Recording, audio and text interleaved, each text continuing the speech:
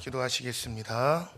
사랑과 은혜의 주님 감사합니다. 오늘 하나님을 의지하여 주님께 나왔사오니 이 시간 저희와 함께하여 주셔서 예배를 받아 주시옵소서.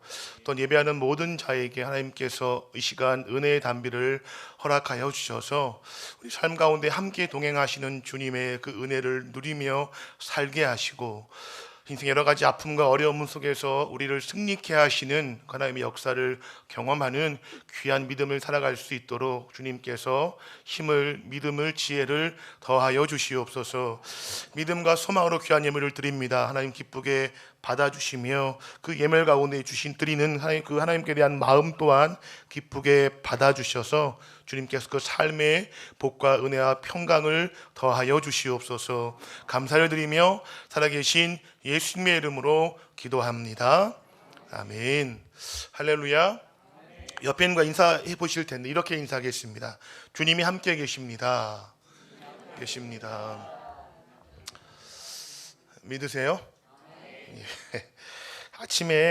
오늘 아침에 있었던 일입니다. 저희 아이들 이제 어린이집 보내려고 등원 준비를 한참 하고 있는데, 저는 이제 그 안방에 있었고 아이들은 이제 거실에서 TV를 보면서 이제 어린이집 차가 오는 걸 기다렸어요.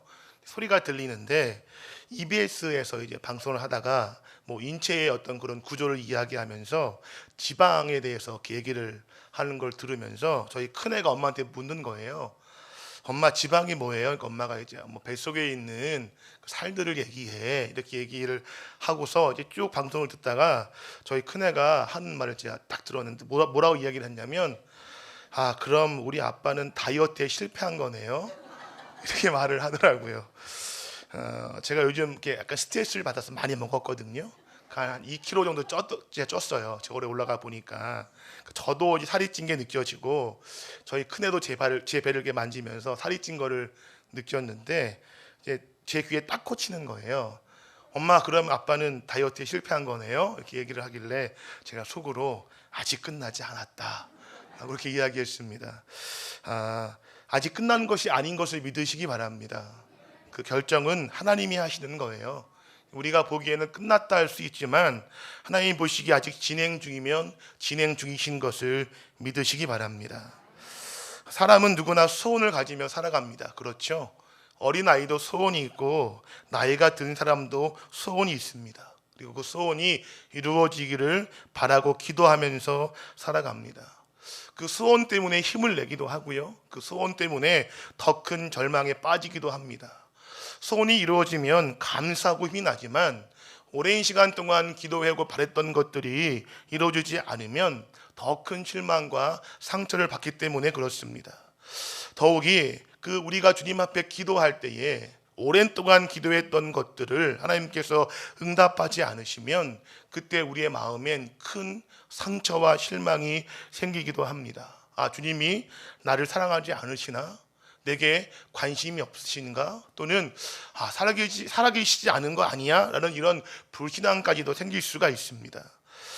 저도 10년 넘게 기도했던 제목이 있었거든요. 간절한 마음으로, 저에겐 절박한 문제였기 때문에 제가 10년 넘게 30대 초반부터 기도했던 기도 제목이 있습니다. 그것이 저에게 큰 올무였고 상처였기 때문에 그것을 해결해 달라고 간절하게 기도했는데 10년이 넘도록 아무런 응답이 없으셨어요. 응답의 기미조차 보이지 않았기 때문에 그런 오랜 세월 동안 응답 없는 기도를 하다 보면 마음이 강팍해지더라고요. 기도를 하기는 하는데 별로 기대도 하지 않고 믿지도 않고 그냥 기도하는 겁니다. 그리고 하나님에 대한 서운한 마음이 점점 마음속에 자리를 잡으면서 신앙생활의 열심도 조금은 삐딱해지는 모습을 제가 경험했습니다. 그런데 감사하고 놀라운 것은 다 아시는 거예요. 포기했던 그때에 응답해 주시더라고요. 그러니까 모세가 40살 때에 자기의 능력과 지혜로 무언가를 해보려고 할 때는 하나님께서 아무것도 도와주지 않으셨다가 그가 미디안 광야로 도망가서 40년 동안 목동의 그 비참한 삶을 살았을 때에 나이 80이 되어서 다 포기했을 그때에 하나님이 모세를 부르셔서 그의 그 소원을 이루어주지 않으십니까? 그가 잘못했던 것보다 더 큰 일을 할 수 있도록 하나님께서 그를 부르셨고 그에게 응답을 해 주셨습니다. 그러므로 우리가 보기에는 조금 더디고 우리가 보기에는 끝났다라고 느껴질지는 모르겠지만 그것은 우리의 생각이고 우리의 마음인 것을 기억하셔서 하나님께 간절히 기도하심으로 하나님의 때에 하나님의 방법으로 이루어질 수 있기를 소망하시기를 주님의 이름으로 부탁을 드립니다. 우리가 마음속에 간절히 기도했는데 응답이 없을 때에, 우리의 고통은 점점 더 커지고 마음의 상처는 커질 때에 우리는 어떻게 해야 할까요? 방법은 한 가지밖에 없습니다. 그것은 믿음으로 인내하는 것입니다. 어찌 보면 인내는 믿음이 있을 때 그때에만 가능한 것입니다. 믿음이 없으면 인내할 수 없습니다. 저희 어릴 때 아버지께서 퇴근할 때 집에 돌아오실 때 통닭 사올게 라고 말씀을 하시면 그 말을 저희 사형제는 철석같이 믿었습니다. 그래서 9시 뉴스가 시작될 때 어린이들은 잘하는 그런 자막이 나와도 저희는 절대 잠자지 않았습니다. 왜요? 좀만 버티면 그 통닭 한 마리를 아버지께서 손에 들고 오실 것을 철석까지 믿었기 때문에 서로 자지 않고 오히려 자라, 형은 저에게 자라, 네가 자면 내 몫이 많아지니 얼른 자라 했지만 저희는 그 말을 듣고도 아버지가 오실 때까지 기다렸다가 결국 그 통닭을 먹었던 기억이 있습니다.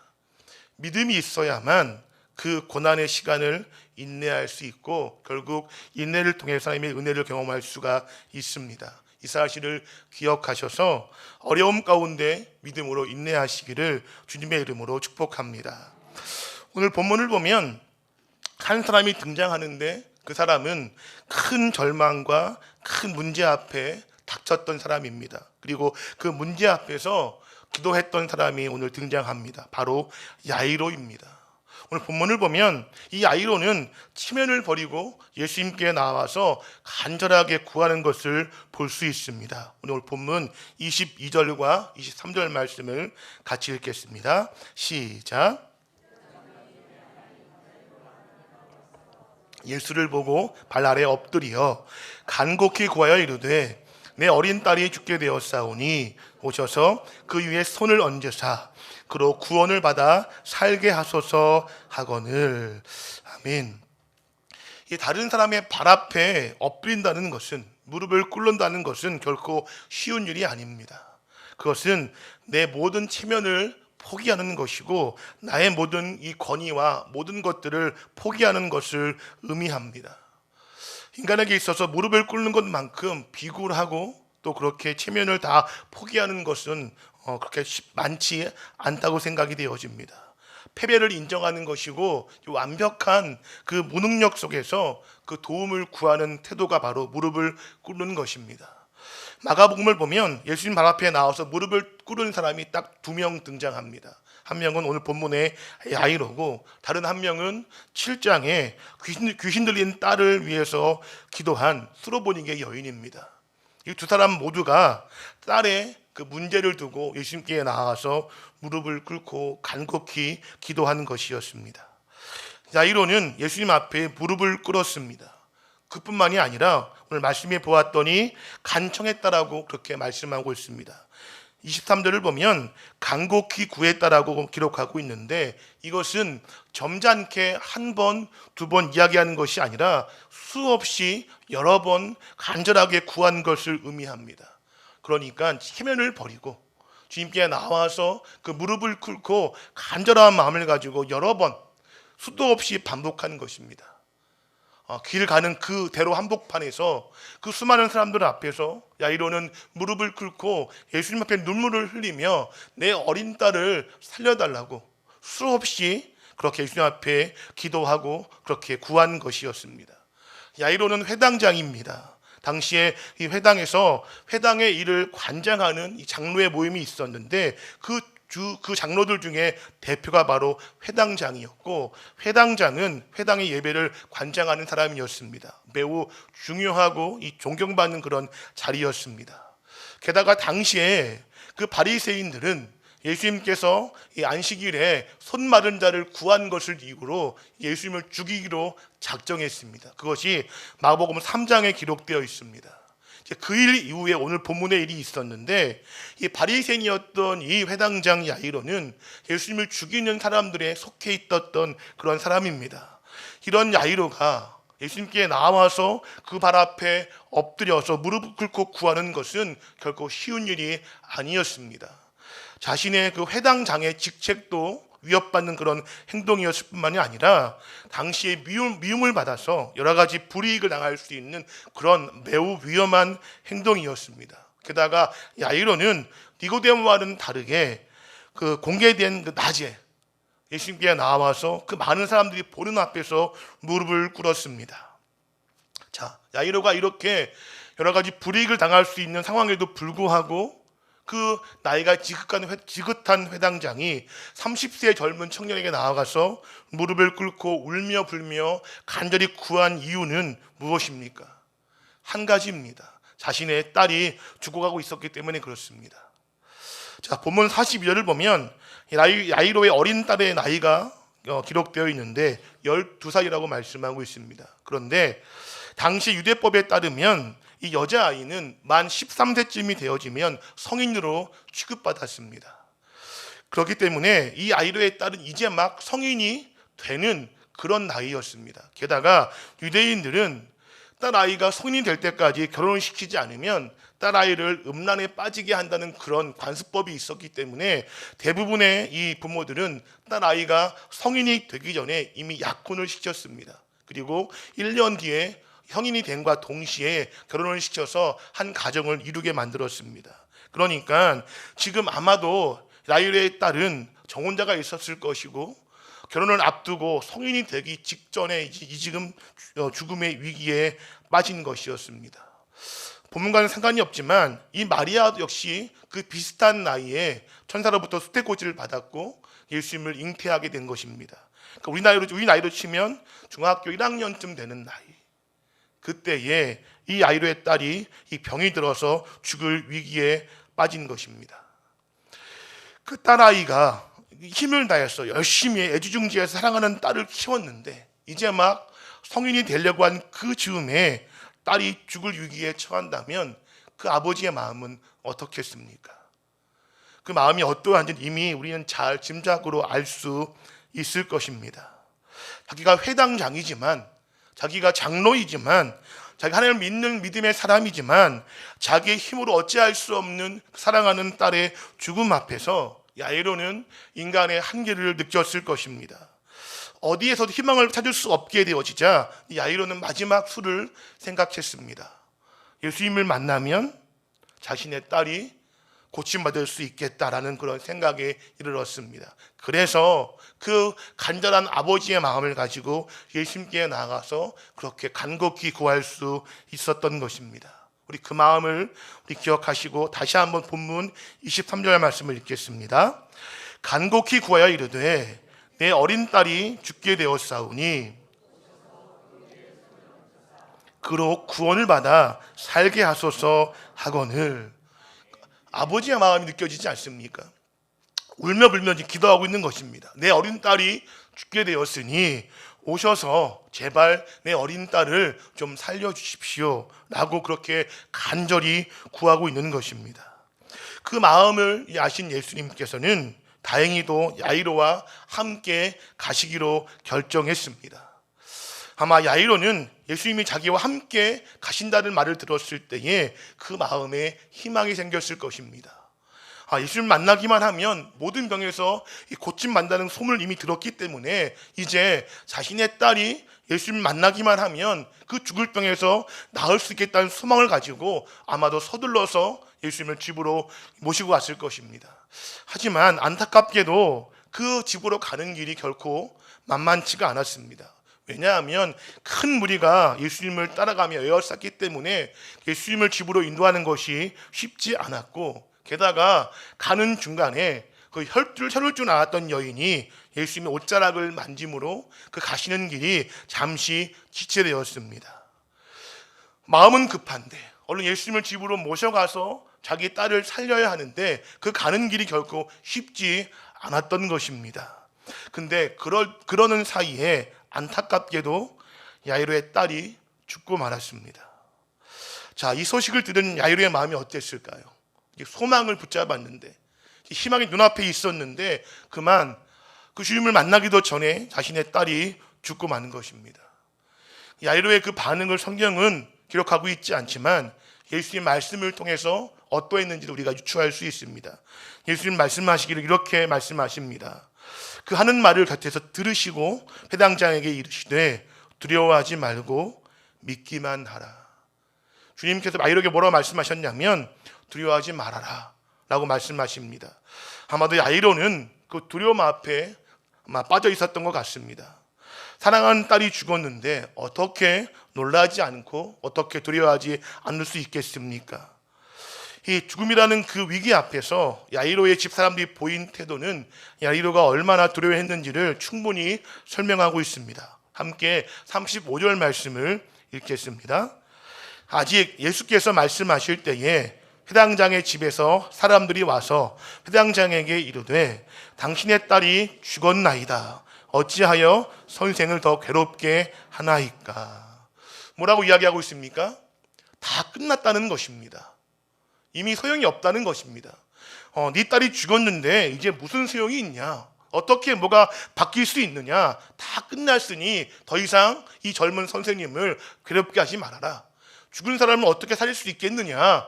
곤란할 테니 더 이상 선생님을 괴롭게 하지 말라고 그렇게 이야기합니다.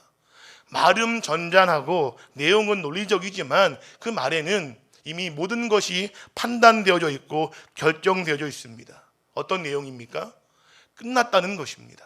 더 이상 할 수 있는 것이 없고 더 이상 바뀔 것이 없다는 것입니다. 이미 죽었는데, 이미 딸의 목숨이 끊어졌는데 예수님을 데리고 간다고 해서 무슨 뾰족한 수가 있겠냐는 것입니다. 회당장의 체면도 버리고 그 많은 사람들 앞에서 무릎을 꿇고 간절히 구했음에도 불구하고 이제 아무 소용이 없게 된 것입니다. 그 딸의 죽음은 야이로에게 절망이었습니다. 인생에서 가장 소중한 것을 빼앗겼다는 그 두려움이 그 야이로의 마음에 가득했을 것입니다. 그 딸의 죽음 앞에서 어떤 마음이었는지 우리는 충분히 짐작하고도 남을 것입니다. 자, 우리의 인생을 한번 돌아보기 바랍니다. 우리의 인생에서도 이러한 두려움의 일들이 많이 있음을 우리는 이미 경험해서 알 수 있습니다. 우리 역시 인생을 살아오면서 많이 노력하고 애써봤지만 이 야이로처럼 절망에 빠진 경우가 분명 있지 않으십니까? 내가 애쓰고 수고했음에도 불구하고 온 힘을 다했음에도 불구하고 그런 절망에 빠져본 경험이 있지 않으십니까? 또 지금 여전히 우리가 어려움 속에서 우리가 두려움을 느끼는 부분이 있지 않으십니까? 경기가 안 좋으니 사업하시는 분들은 사업이 잘못될까 봐 그런 두려움을 느끼실 수도 있을 것입니다. 또 어떤 사람들은 앞날이 불투명하다는 그 두려움 때문에 내 인생을 잘 살아갈 수 있을까라는 그런 염려에 빠져 있을 수도 있을 것입니다. 또는 질병에 대한 아픔과 두려움 때문에 내가 이 병에 걸려서 잘못되면 어떡하지라는 그런 걱정에 빠져 있을 수도 있을 것입니다. 인간관계에 대한 두려움과 내가 애쓰고 수고한 모든 것들을 하루아침에 내가 잃어버릴지도 모른다는 그 두려움 때문에 우리가 오늘 야이로처럼 두려워하고 슬퍼할 수 있다는 사실입니다. 사람은 연약하고 유연한 존재이기 때문에 자신의 인생을 스스로 책임질 수가 없습니다. 그래서 사람은 늘 두려움에 빠질 수밖에 없고 늘 불안할 수밖에 없는 것입니다. 그것은 안타깝게도 예수를 믿는 우리도 마찬가지입니다. 우리 역시 주님을 믿고 살아가지만 우리가 유연하고 연약하기 때문에 오늘 그 우리의 문제 앞에서 여전히 두려워하고 여전히 불안해하고 여전히 가슴 아파할 수밖에 없는 것입니다. 주를 믿는다 할지라도 그 불안과 두려움은 우리 인생에 늘 동반되는 것입니다. 그런데 중요한 것이 있습니다.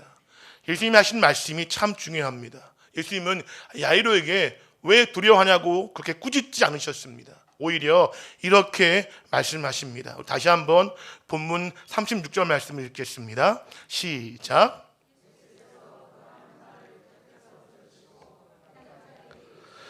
두려워하지 말고 믿기만 하라 하시고, 뭐라고 말씀하십니까? 꾸짖는 것이 아니라 두려워하지 말라고 위로해 주십니다. 그 아픔과 또 두려움을 이미 충분히 다 아시는 그 주님께서 오히려 야이로를 위로해 주십니다. 그리고 말씀하시기를 두려워하지 말고 믿기만 하라고 말씀하십니다.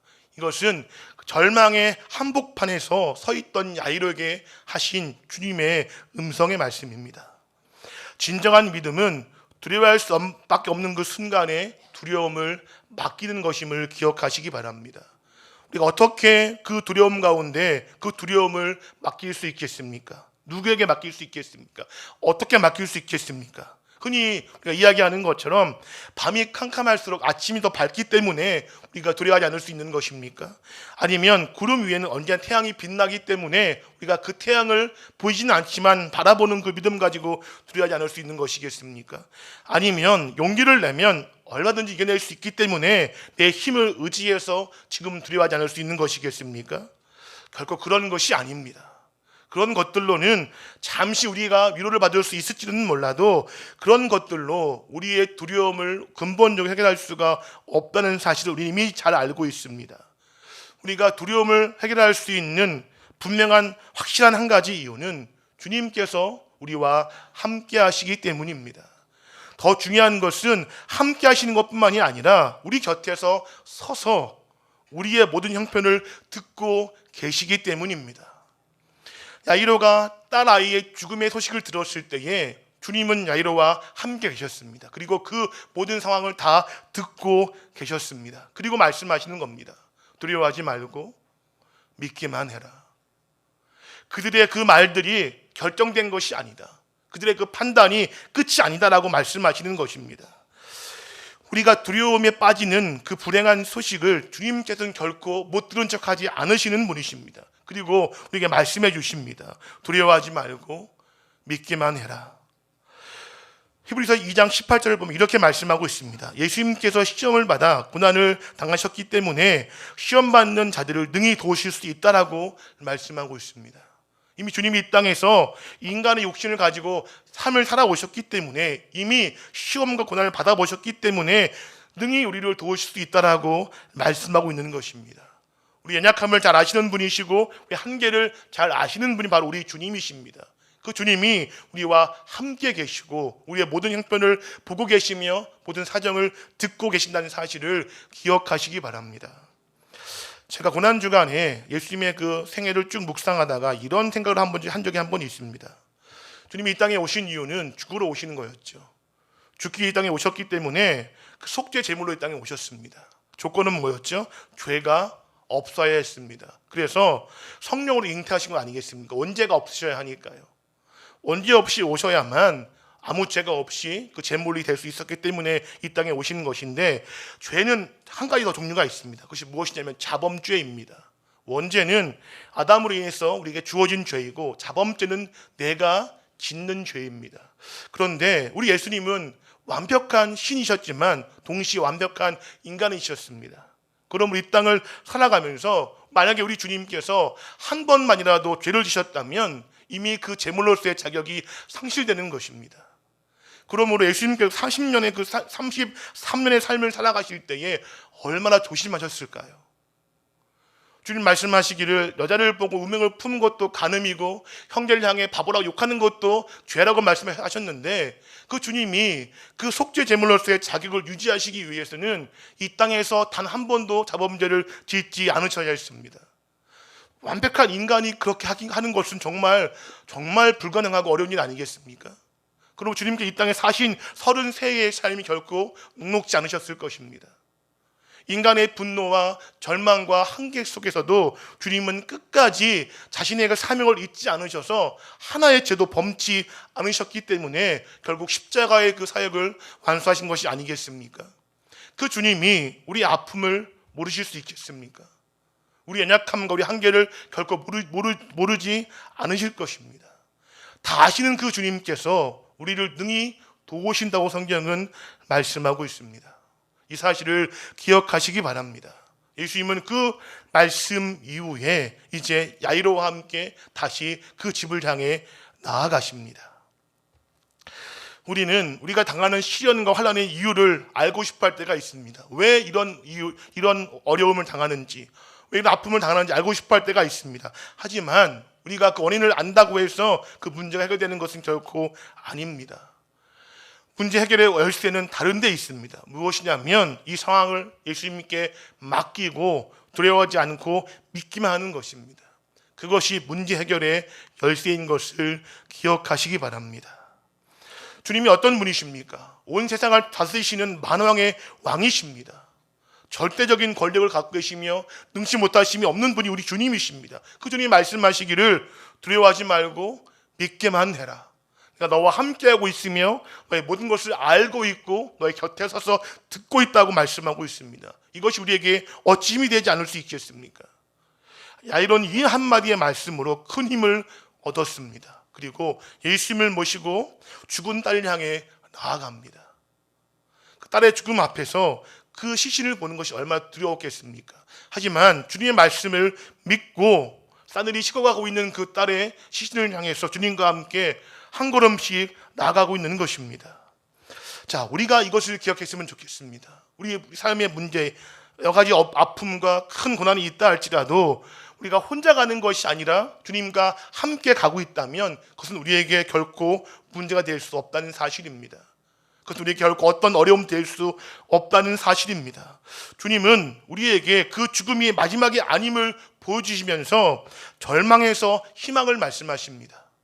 모든 사람은 그 딸이 죽었다, 이제 끝났다라고 이야기하지만 주님께서 뭐라고 말씀하시냐면 그것이 끝이 아님을 분명히 말씀하시고 우리에게 희망을 주시기 위해서 지금 야이로와 함께 그 죽은 딸을 향해서 나아가는 것입니다. 우리의 소원이 지금 당장 이루어지지 않는다 할지라도 그것이 끝이 아님을 기억하시기 바랍니다. 아직 희망이 있음을, 절망의 한복판에서 우리가 하나님의 그 은혜와 그 소망을 노래할 수 있음을 기억하시고 두려워하지 않고 주님만을 믿으시기를 주님의 이름으로 부탁을 드립니다. 이러한 소망은 오직 약속에 기초합니다. 주님께서 무슨 일이 있더라도 우리와 함께 하심을 믿을 때에 그때 우리 이런 소망을 품을 수 있다는 사실 또한 기억하시기 바랍니다. 근데 이 일은 쉬운 일이 아니지요. 세상 모든 사람들이 끝났어라고 이야기하는데 우리는 아니야 라고 말하는 것이 결코 쉽지 않은 것입니다. 또 그 절망의 현실 앞에서 우리가 소망을 노래하는 것도 결코 쉽지 않은 일입니다. 그 일들은 신앙의 엄상에 볼 때는 참으로 황당하고 비웃을 만한 일입니다. 우리 함께 본문 38절부터 40절까지 말씀을 함께 읽겠습니다. 회당장의 집에 함께 가사 떠드는 것과 사람들이 울며 심히 통곡함을 보시고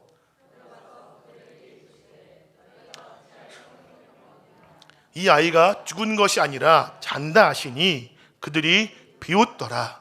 예수께서 그들을 다 내보내신 후에 아이의 부모와 또 자기와 함께한 자들을 데리시고 아이 있는 곳에 들어가사. 아멘. 예수님 말씀하셨습니다. 죽지 않았어, 아직 끝이 아니야 라고 분명히 말씀하시는데 사람들이 뭐라고 이야기하죠? 그들은 비웃었습니다. 그 주님의 말씀을 비웃습니다. 아닙니다, 다 끝났습니다, 지금 무엇을 할 수 있습니까? 라고 비웃습니다. 사람들은 모든 것을 자기의 생각에서 판단하고 결정짓는 것을 좋아합니다. 이것은 아담과 하와의 범죄 이후로 인간의 죄성을 보여주는 단편적인 얘기도 합니다. 한번 들어보겠습니다. 자, 돈이 없으면 우리가 뭐라고 이야기하죠? 못 산다라고 이야기합니다. 그렇지 않습니까? 근데 돈이 없는 것이지 못 사는 게 아니거든요. 근데 돈이 없으면 그 삶을 평가해 버립니다. 못 산다. 또 하나 더 보겠습니다. 얼굴이 못나면 우리가 얼굴 잘 못생겼으면 뭐라고 이야기하죠? 못났다라고 이야기합니다. 얼굴 외모는 삶과 큰 의미가 없습니다. 근데 우리는 얼굴을 보고 판단해 버립니다. 못났다. 그리고 사업이 잘 안 되면 뭐라고 우리가 결정 짓습니까?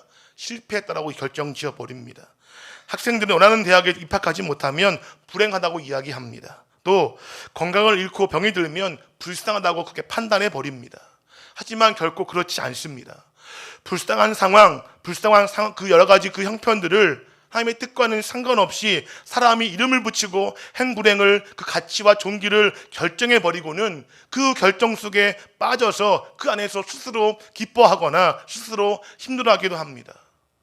돈이 없으면 그냥 살 수 있음에도 불구하고 그것을 못났다고 이야기하고 불행하다고 결정 지으며 그 울타리 안에서 슬퍼하고 힘들어합니다. 하지만 분명한 사실은 하나님께서는 그렇게 말씀하시지 않으셨습니다. 그렇게 결정 짓지 않으셨습니다. 모든 것의 결정은 주님이 지으시는 것임을 기억하시기 바랍니다. 사람들이 아무리 판단하고 아무리 결정짓고 아무리 그들 마음대로 그렇게 이름 짓고 결정 짓는다 할지라도 그것은 아무것도 아닙니다. 최후 결정은 오직 주님만이 하실 수 있음을 기억하시기 바랍니다. 많은 사람들이 야일의 딸의 죽음 앞에서 슬피 울며 곡하며 다 끝났다라고 이야기했습니다. 심지어 주님의 말씀조차도 비웃고 믿지 않았습니다. 하지만 중요한 것은 그들의 판단이 아니라 주님의 말씀이고 주님의 결정인 것입니다. 그리고 그 말씀을 믿고 우리가 흔들리지 않고 함께 믿음으로 나아간다면 하나님의 은혜를 경험할 수 있게 되어집니다. 예수님은 비웃는 자들을 다 내보내신 이후에 야이로의 딸이 죽어 누워있는 곳에 다가가셨습니다. 그리고 말씀하십니다. 달리다굼. 그러자 어떤 일이 일어났습니까? 소녀가 이제 깨어서 일어났습니다. 주님의 말씀대로 된 것입니다. 다른 사람들의 말처럼 결정진 것이 아니라 그 모든 결정을 지시는 최종 결정권자인 주님의 말씀대로 된 것입니다. 우리가 어떤 상황을 만나면 그 상황 앞에서 두려워하는 것은 어쩌면 당연한 것입니다. 그리고 그 두려움이 길고 클수록 우리는 절망할 수밖에 없고 마음 아파할 수밖에 없습니다. 하지만 그때 이 사실을 기억하시기 바랍니다. 주님이 야이로에게 하신 말씀입니다. 두려워하지 말고 믿기만 하라. 주님이 모든 것을 지으신 분이심을 우리는 인정해야 합니다. 그래서 인생의 짐으로 날마다 넘어진다 할지라도 여러분 두려워하지 마시기 바랍니다. 왜냐하면 주님께서 아직 끝나는 게 아니라고 말씀하시면 다시 일으켜 세워주시기 때문입니다. 때로 우리의 기도에 응답하지 않으시고 우리를 절망 가운데로 끌고 가신 것처럼 보인다 할지라도 그것이 끝이 아님을 기억하시기 바랍니다. 그 절망의 끝에 우리 주님께서 희망을 보여주시는 분이심을 기억하시기 바랍니다. 능히 우리를 도우실 수 있는 그 분이 우리가 어떤 두려움에 놓여있다 할지라도 그것을 뒤집어서 역전시키는 분이심을 여러분 굳게 믿으시기 바랍니다. 그리고 끝까지 주님과 함께 동행하는 그 믿음의 삶을 살아내시기를 주님의 이름으로 부탁을 드립니다. 인생을 살아가면서 많은 사람들이 다 판단하며 살아갑니다. 하지만 그 판단이 옳을 때도 있지만 옳지 않을 때도 있습니다. 모든 판단은 주님이 하시는 것이 정확한 판단인 것을 기억하시기 바랍니다. 그리고 우리의 그 삶의 응답이 지금 내 생애에서 응답되지 않는다 할지라도 그것이 패배가 아니고 그것이 최종 결정이 아닌 것 또한 여러분 기억하시기 바랍니다. 아브라함은 하나님께 언약의 약속 여러 번 받았습니다. 하지만 그의 생애 그가 죽을 때까지 가나안 땅은 그의 소유가 아니었습니다. 그의 자손이 모래알 만큼 많아진 것을 결코 보지 못했습니다. 하지만 그렇다고 해서 그 아브라함의 약속이 이루어지지 않은 것입니까? 하나님의 은혜가 아브라함에 임하지 않은 것입니까? 결코 그렇지 않았습니다. 비록 아브라함은 죽을 때까지 그 약속의 그 실행을 지켜보지 못했지만 하나님께서는 그 약속을 반드시 지켜주셨습니다. 그 은혜를 언약대로 베풀어 주셨습니다. 이 사실을 기억하시기 바랍니다. 비록 내가 원하는 때에 응답되지 않는다 할지라도 하나님은 정확하신 분이십니다. 하나님은 1.1획도 틀리지 않으시는 분이시고 정의와 공의가 완벽하신 분이기 때문에 하나님께서 반드시 하나님의 방법대로 심판하시고 판단하시고 이뤄가시는 분이십니다. 하나님을 두려워하시는 그 믿음으로 오늘 하루를 인내하시고 그 믿음으로 순종하셔서 이것이 끝이 아님을 우리가 경험하고 우리가 누리며 살아갈 수 있기를 주님의 이름으로 다시 한번 부탁을 드립니다. 어려운 시기를 보내고 있습니다. 부교육자인 제가 설교 가운데 이런저런 얘기를 하기도 참 곤란하고 힘든 때를 보내고 있습니다. 이때에 우리가 누구를 의지해야겠습니까? 오직 주님만을 바라보시기를 부탁을 드리고 한 가지 더 부탁을 드리는 것은 좀 교회 안에 위로가 많았으면 좋겠습니다. 교회에 오는 저도 마음 편치 않습니다.